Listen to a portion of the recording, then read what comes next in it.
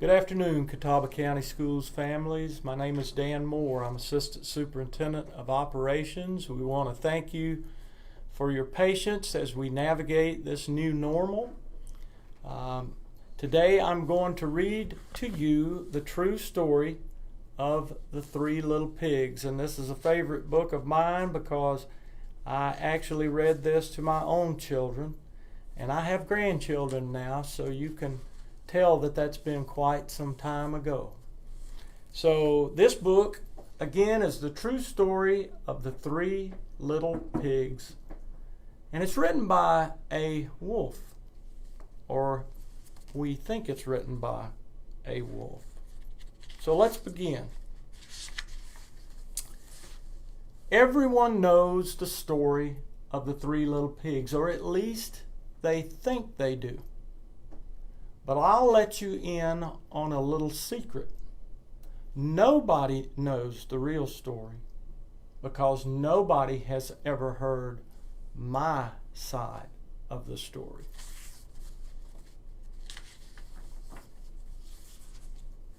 I'm the wolf, Alexander T. Wolf. You can call me Al. I don't know how this big bad wolf thing got started, but it's all wrong. Maybe it's because of our diet. Hey, it's not my fault wolves eat cute little animals like bunnies and sheep and pigs. That's just the way we are. If cheeseburgers were cute, folks would probably think that you were big and bad too.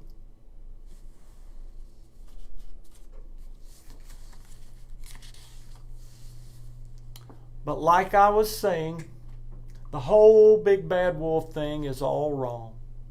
The real story is about a sneeze and a cup of sugar.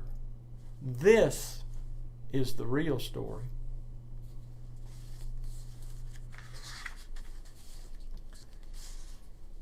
Way back in Once Upon a Time, I was making a birthday cake. I was making it for my dear old granny. I had a terrible sneezing cold. I ran out of sugar. And everyone knows you have to have sugar to make a cake. So I walked down the street to ask my neighbor for a cup of sugar. Now this neighbor was a pig. And he wasn't too bright either. He had built his whole house out of straw. Can you believe it? I mean, who in his right mind would build a house out of straw?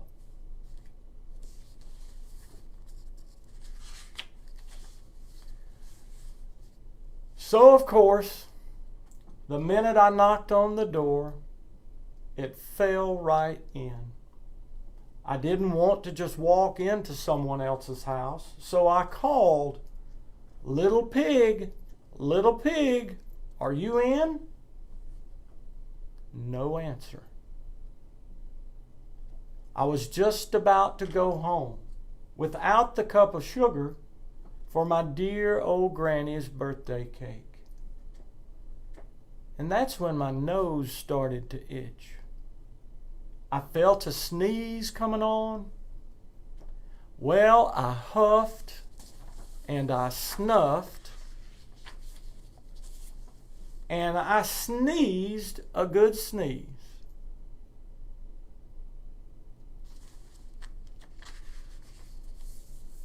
And you know what? That whole darn straw house fell down. And right in the middle of the pile of straw was the first little pig, dead as a doornail.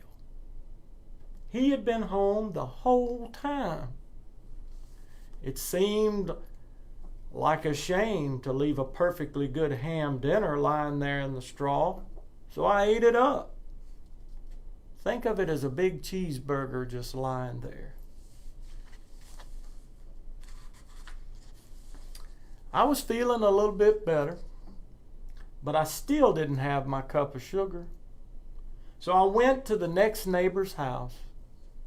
The neighbor was the first little pig's brother. He was a little smarter, but not much. He had built his house of sticks. I rang the bell on the stick house. Nobody answered. I called, "Mr. Pig, Mr. Pig, are you in?" He yelled back, "Go away, Wolf.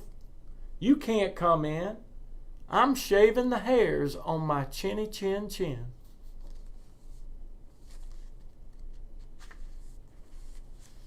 I had just grabbed the doorknob when I felt another sneeze coming on.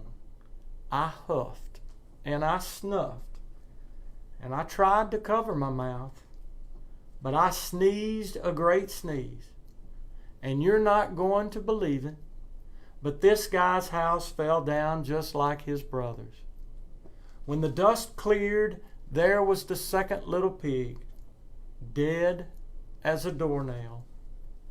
Wolf's honor.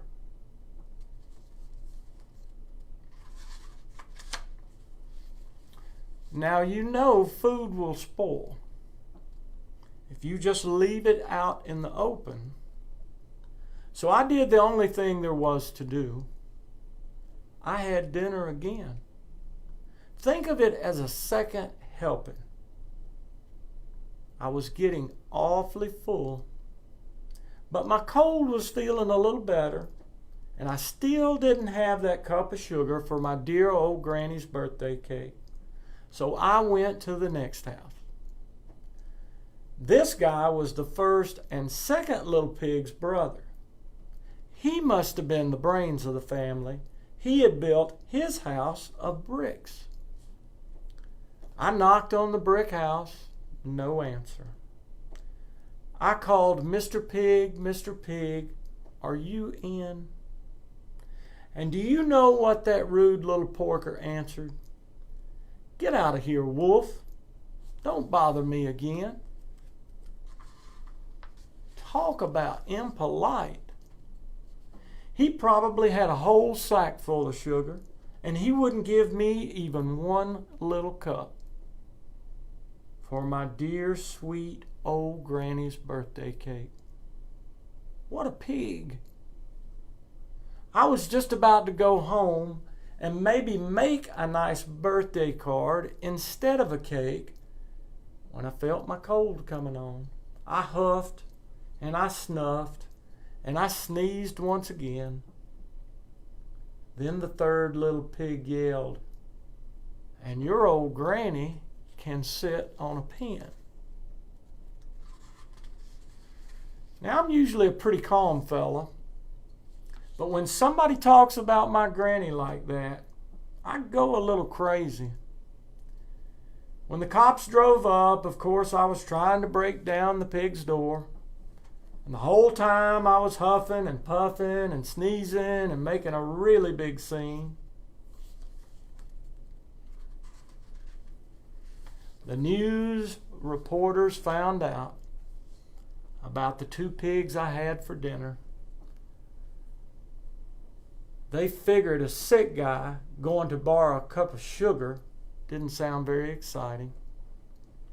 So they jazzed up the story with all of that huff and puff and blow your house down, and they made me the big bad wolf. And that's it. That's the real story. I was framed. The rest, as they say, is history. But maybe you could loan me a cup of sugar. So that's a neat book, and I'm glad to have the opportunity to read it to you this afternoon.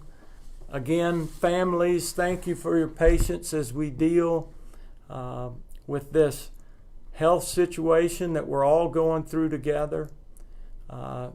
Please be reminded that we have 60 sites in Catawba County Schools in which families can go pick up lunch and breakfast, Monday through Friday, we've seen great participation in that, and we're continuing to have